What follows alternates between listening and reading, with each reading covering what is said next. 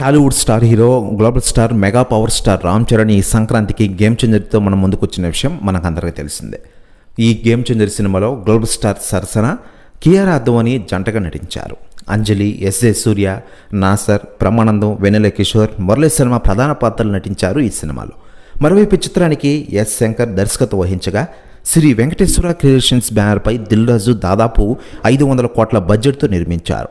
ఎన్నో block buster movies తెరకెక్కించిన director Shankar తెలుగులో డైరెక్ట్ సినిమా తీయడం, అలాగే RRR విజయం తర్వాత రామ్ చరణ్ సోలో హీరోగా ప్రేక్షకుల ముందుకు రావడంతో గేమ్ చేంజర్ సినిమాపై భారీ అంచనాలు పెరిగిన విషయం మనకందరికీ తెలిసిందే. మొత్తంగా ఈ సినిమా 16 రోజులు థియేటర్లో కొనసాగుతున్న విషయం విదితమే. ఇకపోతే లేటెస్ట్గా అందుతున్న సమాచారం ప్రకారం 130 కోట్ల వసూలు చేసినట్లు ట్రేడ్ వర్గాలు వెల్లడించిన విషయం తెలిసిందే.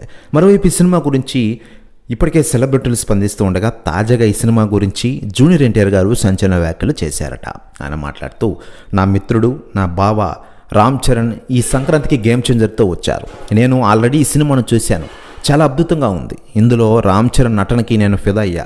అసలు ఈ సినిమా ఎందుకు ప్లాప్ చేశారు, దీని వెనక ఏదో జరిగిందంటూ సంచలన వ్యాఖ్యలు చేశారట జూనియర్ ఎన్టీఆర్ గారు.